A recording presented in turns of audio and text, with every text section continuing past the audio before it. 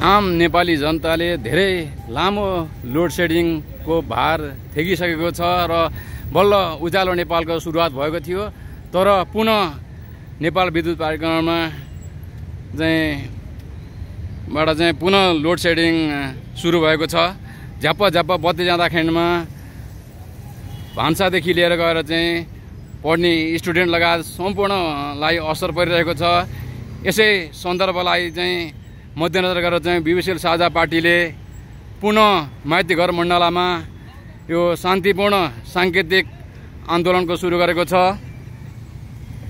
हितेन्द्र मानज्यू 17 अर्ब उठाऊ, जनतालाई खुसी बनाऊ, अघोषित लोड सेडिङ गर्न पाइँदैन, जनताको आधारभूत आवश्यकतामा खेलाँची गर्नेहरू होसियार, यस्तो पारा कहिलेसम्म हामी चुप जहिलेसम्म जस्ता नाराहरू लिएर विवेकशील साझा पार्टी पुनः माइती घर मण्डलामा उभिन बाध्य भएको छ। यसै बीचमा हामीसँग हुनुहुन्छ विवेकशील साझा पार्टीका केन्द्रीय महासचिव रन्जु दर्शनाज्यू। रन्जुजी, स्वागत छ यहाँलाई।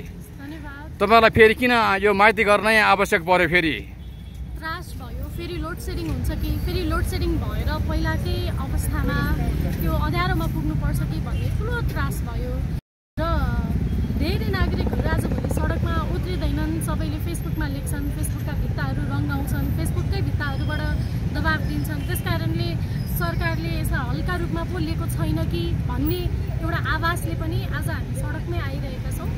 यो बत्ती जस्तो आधारभूत आवश्यकताको कुरामा सरकारले खेलाची गर्न मिल्दैन।